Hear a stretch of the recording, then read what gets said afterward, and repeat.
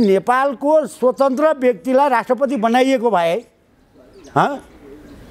के हुन्छ? यो देशमा धेरै छन् विद्वानहरू हैन। यो देशको इतिहासका स्टुडेन्ट छन् नि, डाक्टर सुरेन्द्र केसी, उहाँले काम पाउनु भएको जीवनभर कर्णालीको भविष्य भनेर करारेर त्यो प्रेम कैदीको हालत हेर्नुहोस् कस्तो छ। मोहनचन्द्र अधिकारी हेर्नुहोस् त कस्तो हालतमा छ। डाक्टर भोला रिजाल जस्तो मान्छेहरू आज थन्किएर बसेर आलोचना गरेर बसिया छन्। यो देशमा पत्रकारको हिसाबमा युवराज घिमिरे जस्ता मान्छे सिंगाने भुराको कथा लेखेर बसिया। राजाले गर्ने भूमिका त राजाले गर्नु पर्यो नि, मैले गरेर हुन्छ? किनभने आजीवन दरसन्तान राष्ट्र अध्यक्ष हुने त शाहवंशी राजा हो नि, राजा अघि सर्नु पर्यो नि यो विषयमा। दरबार छोडिदियो भने दरबार छोडिदिए। तपाईँहरूले जनतालाई के दिनु हो? ल आउनुहोस्, म टुडी खेलमा आएको छु, खुला बहस गरौँ, यो देश जस्तो बनाऊ। राजाले गर्नु पर्यो। हेमविक्रम सिलवाल राजा हुने हो र? हेमविक्रम सिलवाल बढी भयो भने जनता छोरो प्रधानमन्त्री। तर पूर्व राजा ज्ञानेन्द्र त मौन हुनुहुन्छ नि त अहिलेको विषयमा। मौन बसेर हुँदैन, सुख पाउनुहुन्न। यो देश भोलि दलदलमा फस्यो, राष्ट्र पनि आएन र चाहिँ अफगानिस्तानको अवस्था भयो भने सबभन्दा पहिला सात राजनीतिक पार्टीभन्दा पहिला राजा ज्ञानेन्द्रकै इतिहास कालो लेखिन्छ। मैले लेख्छु, किन भन्दाखेरि उहाँ पनि त जिम्मेवार छ नि त। हामीलाई सोध्नु पर्दैन? सोध्छ सबैको प्रधानमन्त्री माग्ने, आफ्नो ल्याङ्ग्रे सेरेलाई प्रधानमन्त्री बनाउने, हामीलाई दर्शन भेट नदिएर राजीनामा दिएर हिँडे होइन?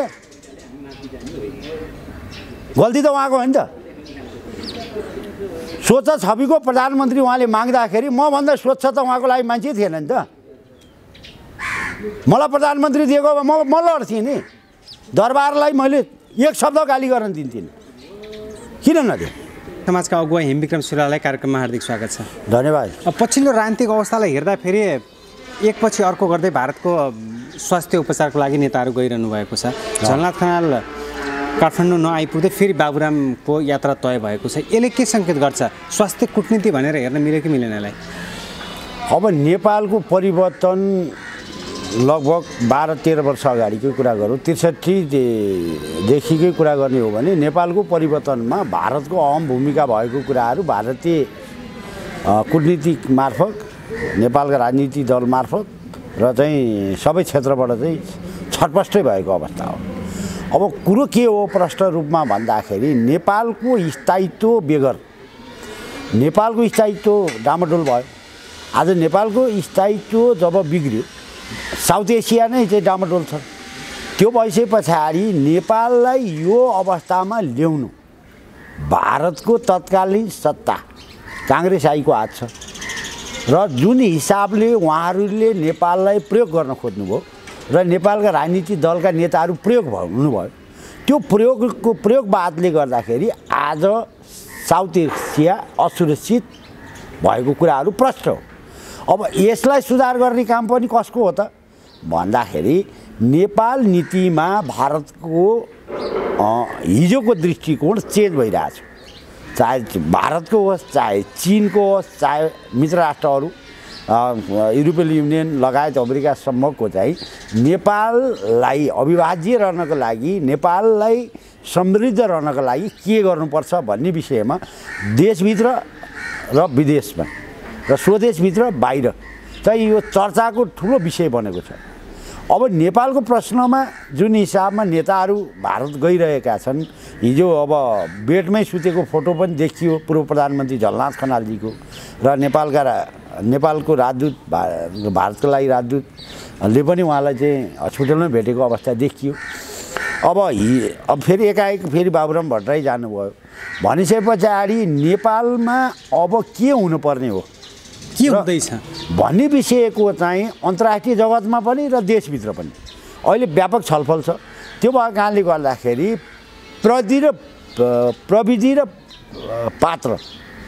प्रविधि पात्रको विषयमा अहिले खोजी भएको जस्तो मलाई लाग्छ।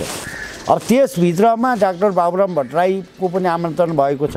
त्योभन्दा अगाडि औषधि उपचारको नाममा पूर्व प्रधानमन्त्री पुष्पकमल दाहालको दुलै त भारतमै हुनुहुन्छ क्यारे भनेपछि यो भारतको यात्रा जुन हिसाबको तय भएको छ यसले के देखाउँछ भन्दाखेरि नेपालको राजनीतिमा जहिले पनि भारतको हाबी भएको यो सङ्केत मात्रै हो। र अहिले के निम्ताउँछ कालान्तरमा भन्दाखेरि अब नेपालमा स्थायित्व भएन भने अब जुन हिसाबमा पश्चिमा डिजाइनमा चाहिँ भारत चीन टुक्राउने रणनीति हो नेपालको भूभागलाई प्रयोग गरेर, तर चीनभन्दा पहिला भारत टुक्रिने अवस्था देखियो। त्यो भएपछि त्यो परिस्थितिबाट जोगाउनका लागि अब हामीले सोच्ने बेला आएको छ। देशभित्रको शक्तिले, नेपालको बौद्धिक जगतले, नेपालको पत्रकार जगतले, नेपालका साहित्यकारहरूले, नेपालका आम पिपुल्सले के सोच्ने बेला हो भने अब नेपाललाई स्थायित्व र अविभाज्य मुलुक र अखण्ड नेपाल, सार्वभौम सत्ता सम्पन्न नेपाललाई सुरक्षित राख्ने बेला आएको छ। अब वाद वा यो वाद वा त्यो वादको नाममा नेपाललाई अस्थिरता कायम गर्न अब सकिन्न। त्यो भएपछि बालिग मताधिकार प्रयोग मात्रै हुनुपर्ने प्रजातन्त्र, त्यसलाई मात्रै प्रजातन्त्र मानिन्न। प्रजातन्त्रको हरेक नम्सहरू हुन्छन्। त्यो भएको कारणले सुखी हुनु पर्यो जनता। जस्तै प्रधानमन्त्रीले पनि सुखी नेपाली, समृद्ध नेपाल भन्नुभयो। तर सुखी नेपाली र समृद्ध नेपाल कसरी हुन्छ त भनेपछि पहिला त हामीभित्र भएको गृह राजनीति त बिग्रेको छ। किन भन्दाखेरि हामीले ६२-६३ को आन्दोलनमा प्रष्ट भन्यौँ प्रतिगमनको विरुद्ध लोकतन्त्र। अब राजाद्वारा संसद पनि पुनर्स्थापना गराइयो, तर पुनर्स्थापित संसदले सामान्य प्रतिगमन हुँदाखेरि यहाँ त ठुलो निषेध भयो नि। यो देश त पृथ्वीनारायण शाहको नेतृत्वमा एकीकरण भएकै हो। यो संसारमा दुनियाँ यस्तो तानाशाहहरू छैनन् जनताको पक्षमा लडाइँ लडे। राजा पृथ्वीनारायण शाहको कुरा गरौँ, पृथ्वीनारायण शाहले एकीकरणकै दौडानमा उहाँको देवीघाटमा देहासन भयो। त्यस पछाडि त्यसलाई पूर्णता दिनको लागि बहादुर शाहले जुन किसिमको पलकदमी गर्नुभयो, पश्चिम नेपाल जोडेको तपाईँको प्युठानदेखि लिएर धारचुलासम्मको भूभाग जोड्ने काम त बहादुर शाहकै टाइममा भयो होइन। पृथ्वीनारायण शाहको टाइममा देखि त्यो कुरालाई ग्रेटर नेपाल बनाउने जुन परिकल्पना हो, त्यो परिकल्पनालाई बहादुर शाहले जति योगदान पुर्याउनु भयो भनेपछि आज नेपालमा जुन हिसाबको बाधक को त भन्दा सबैभन्दा बाधक आफूभित्र रहेको गरिबी र दरिद्रपन। आज राजनीतिक दलहरूभित्र प्रजातन्त्र रहेन। चाहे कङ्ग्रेसको कुरा गर्नुहोस्, चाहे कम्युनिस्टका कुरा गर्नुहोस्, चाहे अरू राष्ट्रिय प्रजातन्त्र पार्टीको कुरा गर्नुहोस्, चाहे क्षेत्रीय पार्टीको कुरा गर्नुहोस्। पहिला मुलुक, त्यसपछि राजनीतिक दल, त्यस पछाडि मात्रै के अरे नेता आउँछन्। भनेपछि आज नेता कुन अवस्थामा पुग्यो त? आज नेताहरूले गर्नुपर्ने काम गरे कि गरेनन्? आज हामी कुन वेमा हिँड्दैछौँ भनेपछि हाम्रो पूर्वजले मानिआएका धर्म संस्कृति रीतिरिवाज, हामी पूर्वीय दर्शनबाट कति उत्पोत छौँ। हाम्रा बाबुबाजे हिजो त्यही पूर्वीय दर्शनबाटै चल्दै आए। तर आज इतिहासको, आज जर्मनीले पनि इतिहासको खोजी गरिरहेको अवस्था छ। जापानले शान्ति, किनभने शान्तिको चाहिँ कामना गरेर हिँडिरहेको अवस्था छ। भनेपछि यो मुलुक हिजो शान्त थियो र किन द्वन्द्वमा गयो? आज यो द्वन्द्वमा गएपछिको परिणाम के हो? आज लगभग 2052 सालमा सशस्त्र द्वन्द्व सुरु गर्यो नेकपा माओवादीले। तपाईँको त्यो द्वन्द्वको दौरानमा हेर्ने हो भने गाउँमा एक माना खाना पुग्नेलाई सामन्ती भनेर लखेटियो र कतिको अङ्गभङ्ग गरियो, टिचर मारिए। तपाईँको चाहिँ आज द्वन्द्व रूपान्तरण त भयो भलै ६२-६३ को कथित दिल्ली 12 बुद्धि समझदारीबाट, तर नेपालको एउटा ठुलो शक्तिलाई नेपाल एकीकरण गरेका खातिर यो मुलुकको धरोहरको रूपमा रहेको शाहवंशीय राज संस्थालाई विस्थापित गरियो। आज त्यो खाडल पुग्न त्यो डिजाइनबाट विस्थापित गरिएको यो पुरै डिजाइन हो। किन डिजाइन गरे भन्दा नेपालका राजनीतिक पार्टीहरू विदेशीका भरिया भए। यो प्रश्न कुरा हो।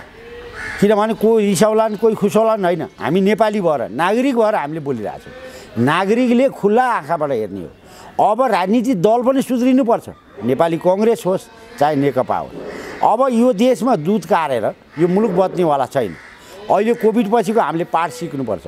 आज हाम्रो मुलुक यहाँसम्म पुग्नुमा हामीसँग स्पष्ट नीति तथा कार्यक्रम रहेन। हाम्रो कारणले क्षेत्रीय सुरक्षा बिग्रियो, हाम्रै कारणले तपाईँको परराष्ट्र नीति बिग्रियो। तपाईँको राजा वीरेन्द्रद्वारा शान्ति क्षेत्रको प्रस्तावमा ल्याएको असंलग्न परराष्ट्र नीति जुन कुरोहरू थिए ती कुराहरू त ओझेलमा परे नि भनेपछि अब हामीले अब पनि नसोच्ने, अब पनि हामीले नचेत्ने, अब पनि हामीले दुध काटेर बस्ने हो भने समृद्ध नेपाल, सुखी नेपाली हुन सक्दैन। अब अदालतमा बहस पनि सकिसकेको छ, अब फैसला आउनु मात्र बाँकी छ। 13 गतेभित्रमा फैसला आउँछ भनेर जुन पूर्वानुमान गरिएको छ नि, यो बखतमा अदालतले कस्तो फैसला गर्ने भन्ने कुरा पनि उठेको छ नि। होइन, यो व्यवस्था 2072 को संविधानले मुलुकलाई निषेध गरेको छ। 2072 को संविधानले मुलुकको सार्वभौम सत्ता चिन्दैन। त्यो भएको कारणले गर्दाखेरि यो 72 को संविधान अन्तर्गत हुने निर्वाचनले पनि केही फाइदा गर्दैन र संसद पुनर्स्थापनाले केही अर्थ राख्दैन। अब हामीले भन्यौँ के भने अब सबै अट्ने विचारको र एउटा राष्ट्रिय नीति चाहिन्छ, त्यो विधान हुनसक्छ। त्यो विधान अब तयार गर्नुपर्छ। अब त्यो भएको कारणले गर्दाखेरि नेपालमा 7वटा संविधान बने। 2004 सालको संविधानले पनि नेपाललाई चाहिँ समृद्धि नै बनाउने भनेको छ। भनेपछि 7वटा संविधान मध्येमा 2072 को संविधानले इतिहासलाई गाली गर्यो। इतिहासलाई गाली गरेर राष्ट्रिय दस्तावेज बन्न सक्दैन। इतिहासलाई सत्तो-सराप गर्ने प्रस्तावना जुन लेखियो 72 को संविधानमा, त्यो कुराहरूलाई इतिहासलाई साँची राख्दै भविष्य कोर्ने हो।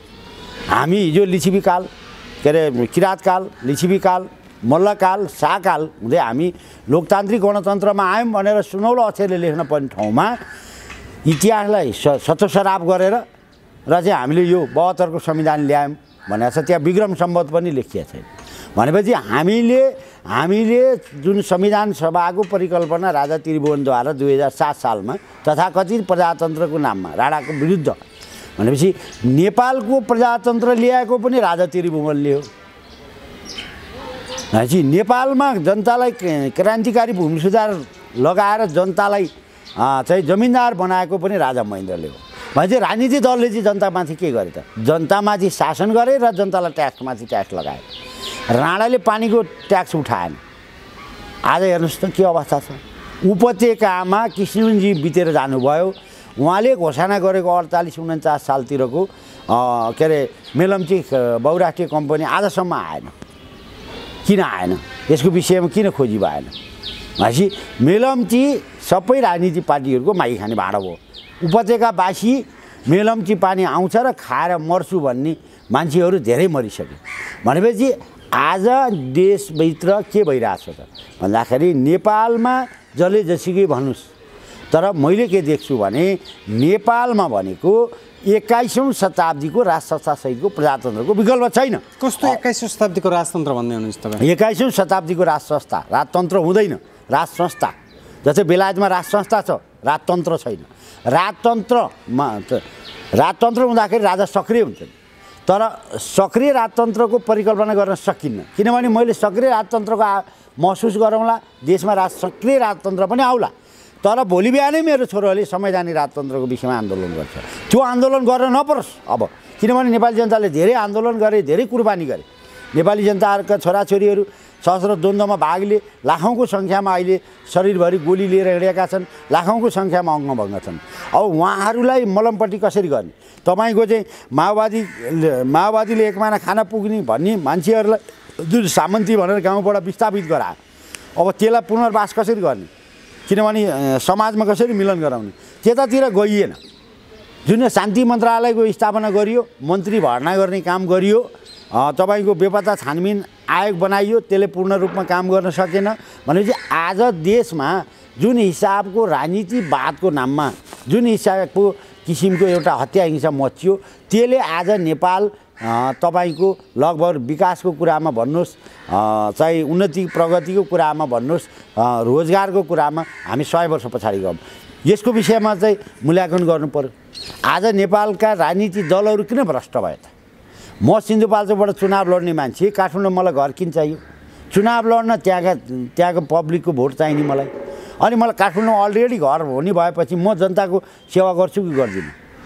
भनेपछि पारदर्शिता भयो भएन। अधिकांश सांसद मात्रै नभए मेयर लगायतका सम्पूर्णको काठमाडौँमा घर छ। त्यो भएर अब राजनीतिक पार्टीका नेता कार्यकर्ताबाट यो मुलुकको प्रगति हुँदैन, यो हामीले बुझिसक्यौँ। किन भन्दाखेरि राजनीतिक पार्टीका नेता कार्यकर्ताले चाहिँ नारा लगाउन सिकाए, रेलिङ बाँध्न सिकाए, तर निर्माण गर्न सिकाएन।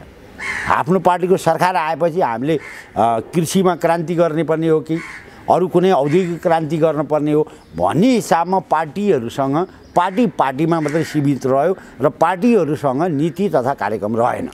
त्यो भएपछि अब यो देशमा नीति तथा कार्यक्रम र नैतिकताको ठुलो खडेरी छ। आज नैतिक प्रश्न उठेको छ। आज कसले कसैलाई रेस्पेक्टै गर्दैन, कसैले कसैलाई इज्जतै गर्दैन।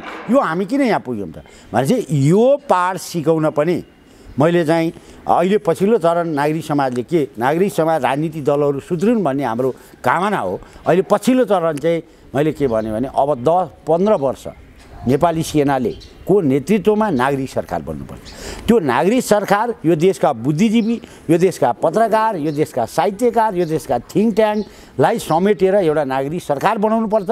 र यो मुलुकको सबभन्दा पहिला रोक्न पर्ने भनेको करप्सनमा मेरै बाबु भ्रष्टाचारी छन् भने मै नै भ्रष्टाचारी छु भने मबाटै सुरु गर्नुपर्छ। किनभने जबसम्म समृद्ध नेपाल बनाउने भन्ने कुरो गरिएको छ त्यो नारामा सीमित छ। प्रजातन्त्र आएको आज 71 वर्ष, हिजो अस्ति मात्रै हामीले 7 गते प्रजातन्त्र दिवस मनायौँ।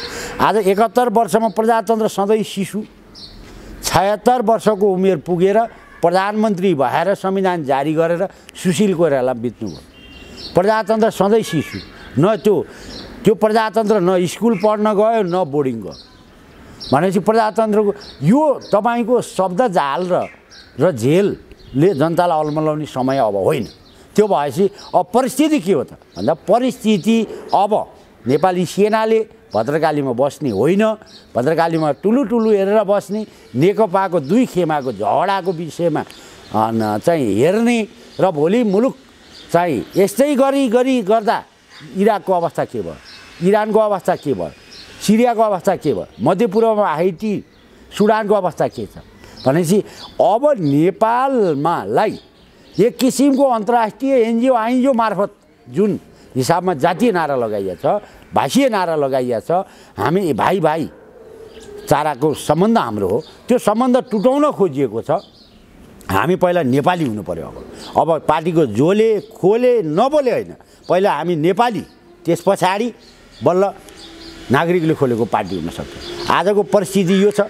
त्यो भएको कारणले अब ढिलो नगरिकन भोलि गर्छु भन्छ धेरै आयो, आज नगरे कहिले गर्ने। त्यो भएपछि हिजो राजसंस्था थियो, राजसंस्थाले यो गर्ने काम हो। अब नेपालको स्थायी सरकार भनेको नेपाली सेना हो।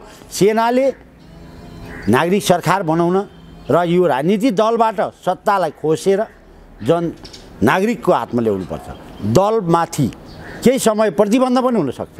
जब 15 वर्ष मैले किन भने 15 वर्ष यो मुलुकको अब डेभलप युद्ध स्तरमा गर्नुपर्छ। सेनाले शासन सत्ता आफ्नो हातमा ल्याउने आधार तपाईँसँग छ? आधार तपाईँको देश बिग्रियो। भोलि तपाईँको आजै नेकपाको 2 थरीको धम्की त तपाईँले सुन्नुभयो। केपी शर्मा, भरसेत, माधव नेपाल, प्रचण्ड, उहाँहरू त एउटै ढुङ्गामा हुनुहुन्थ्यो। जहिले पनि नेपालका कम्युनिस्टहरूले के भने हाम्रो बहुमत त आओस्, 2/3 त आओस्, नेपाली जनताहरूलाई सुखमा सैलमा राख्छौँ भन्ने। आज यही हो सुख, यही हो सैल।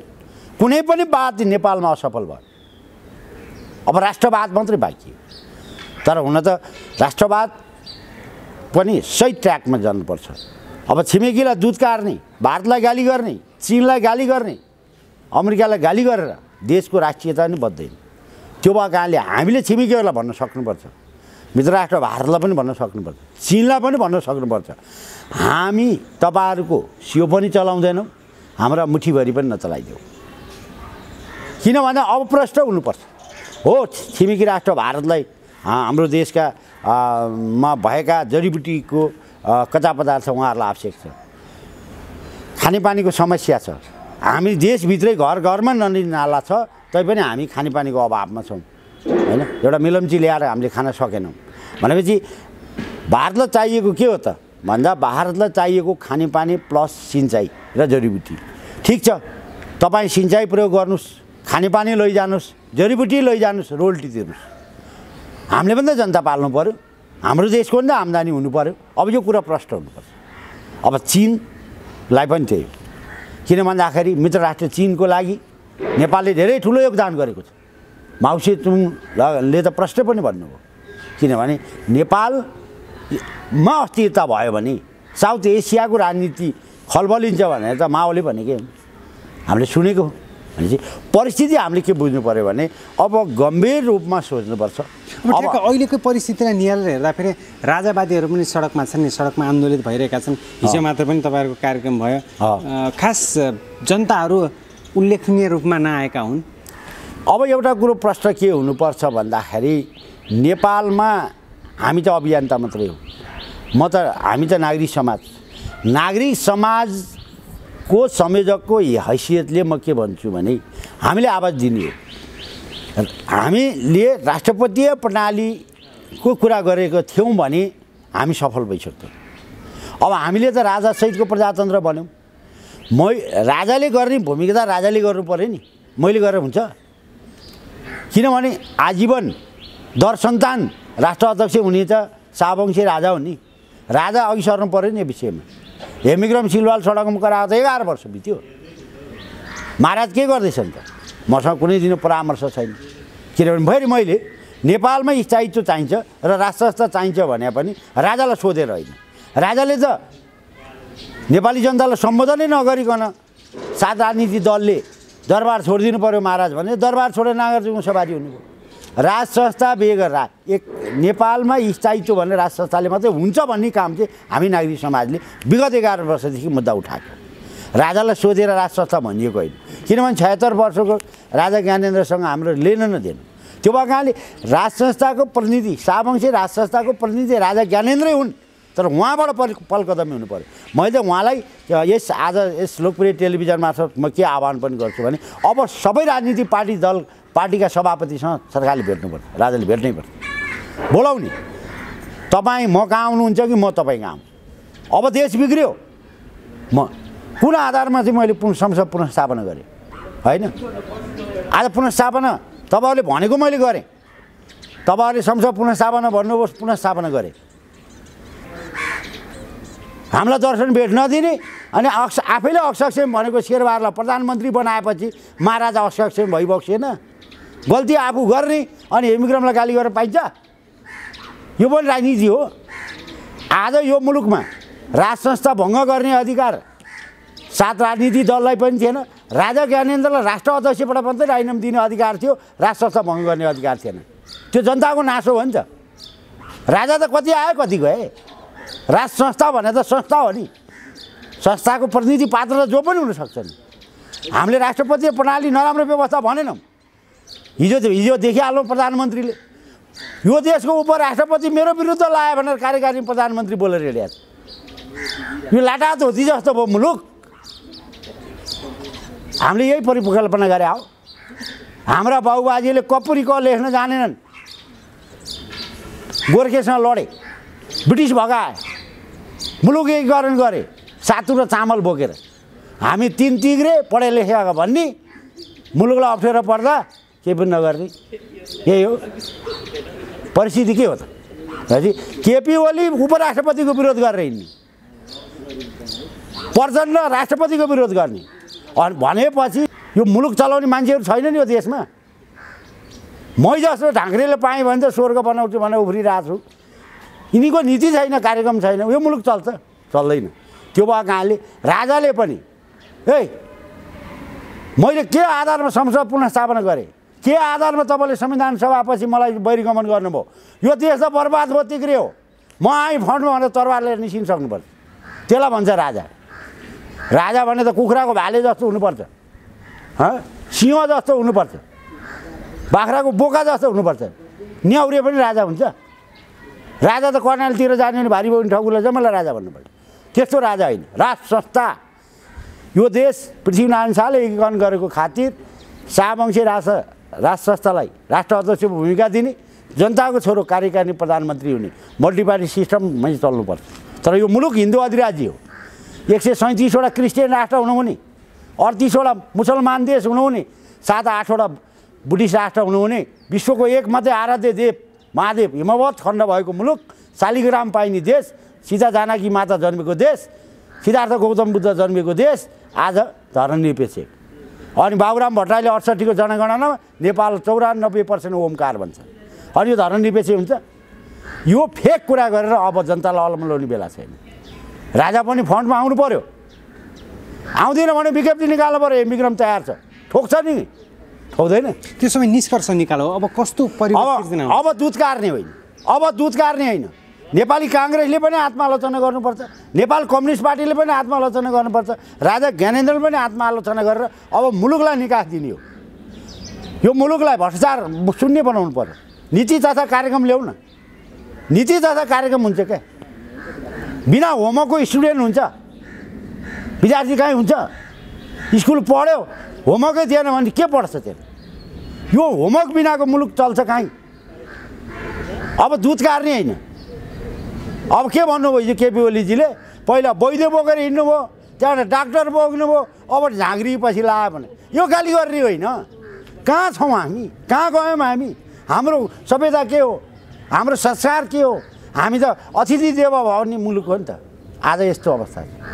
त्यो भएपछि मुलुक चल्नुपर्छ है। मैले यहाँ डाक्टर सुरेन्द्र केसी यो देशको अब नागरिक सरकारको प्रधानमन्त्री हुनुपर्छ भने ल्याङ्ग्रेहरू केसीलाई प्रधानमन्त्री भन्दै हिँड्ने सिलवाल भन्ने। डाक्टर सुरेन्द्र केसी प्रधानमन्त्री हुन लायक छैन। यस्तो फटाहरू छन् यो देश। त्यो जब अब मुलुक अब हामीले भन्यौँ यो देशमा यो मुलुक रह्यो भने हामी रहौँला भन्ने मान्छे धेरै छन् नि, धेरै विद्वानहरू छन्। त्यो भएपछि हामी परिस्थितिबाट परिष्कृत हुनुपर्छ। अब दुध कार्ने बेला होइन। म मेरो जिल्लाको विकासको लागि राजनीतिमा पसेको मान्छे हुँ। काठमाडौँ घर बनाउने, गाउँ फर्किँदै नफर्किने यिनले त गर्छन्। त्यो भएपछि यो देशमा मार्क्सवाद पनि बेइज्जत भयो, लेनिनवादको पनि बेइज्जत भयो, माओवादको पनि बेइज्जत भयो, मालेमावादको पनि बेइज्जत भयो। बिपी कोइरालाले प्रतिपादन गरेको सिद्धान्त धोती लगाएर शेरबहादुर सभापति भएर बसेको। आज दिउँसै मैन्टोल बालेर खोज्दा काङ्ग्रेस भेटिन्न। काङ्ग्रेस लोग्ने मान्छे हो कि आयु मान्छे हो अहिलेसम्म थाहा छैन। सिद्धान्त नभएको कुनै दल छ भने यो देशमा काङ्ग्रेस मात्रै। भनेपछि बिना एजेन्डा बिपी कोइरालाले राष्ट्रियता प्रजातन्त्र समाजवाद भने एयरपोर्टमा राष्ट्रियतासँग कसैसँग सम्झौता गरिन्न। राजाको घाँटी तल मेरो माथि। यो देशमा काङ्ग्रेस नरहे फरक पर्दैन, तर नेपाल अखण्ड रहनको लागि राज संस्था चाहिन्छ भनेर बोल्नुभएको कुरा आज धोती लगाएर उधारो राष्ट्रपतिमा गिरिजाप्रसाद कोइराला फुरुक्क कृष्णप्रसाद कोइरालाको जे कान्छो छोरो राष्ट्रपति हुन्छु भनेर तीन हात उफ्रिएर मुलुकलाई धोका दिँदाखेरि आज मुलुक कहाँ पुग्यो? त्यो भएपछि काङ्ग्रेसले बाटो बिराएको छ। काङ्ग्रेस आफ्नो ट्र्याकमा आउनुपर्छ। आउँछ आउँदैन? आउँदैन भने काङ्ग्रेस पनि ठेगान लाग्छ। नेपाल कम्युनिस्ट पार्टी त एक आपसमा यो डाँडाको झगडा जस्तो भयो। 2000 झगडा नपरेको भए जाउलाखेलको बिहेमा आजसम्म राणा शासन चल्थ्यो। जब जाउलाखेलको बिहेमा राणाहरू A class B class C class भनेर जब क्याटेगोरी छुट्याइयो त्यसपछि साथ सल्लाह पद्म शमशेरले ल्याएको संविधानलाई राणाले पनि विरोध गरे होइन। आज यो गम्भीर परिस्थिति हो। अब हामीले सराप्ने बेला होइन। अब यो राजनीति दलले यो देश बनाउँछ भनेर कोही मान्छे भ्रममा छ भने यसबाट भ्रममुक्त भयो हुन्छ। अब सेनाले टेकओभर गर्ने, नागरिक सरकार बनाउने र नागरिक सरकार मार्फत यो मुलुकलाई समृद्ध कसरी बनाउनु पर्छ भन्ने कुरा हामी देखाइदिन्छौँ। हस्, समसामयिक विषयमा केन्द्र धन्यवाद। यहाँसम्म बोलाउनु भयो, दुई चार कुरा राख्ने मौका दिनुभयो। जय गुरु गोरख।